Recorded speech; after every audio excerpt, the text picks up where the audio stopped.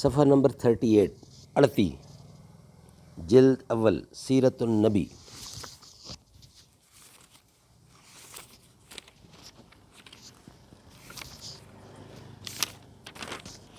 اردو زبان میں سرور عالم صلی اللہ علیہ وسلم کی سیرت پر جامع ترین کتاب سیرت النبی صلی اللہ علیہ وآلہ وسلم۔ لکھنے والے ہیں علامہ شبلی النعمانی رحمۃ اللہ اور علامہ سید سلیمان ندوی رحمۃ اللہ۔ جلد اول۔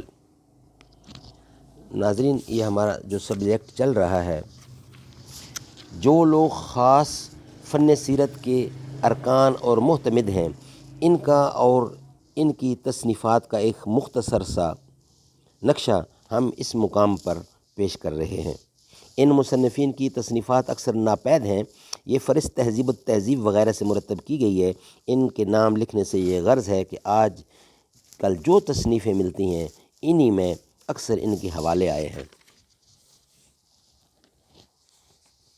صفحہ نمبر 38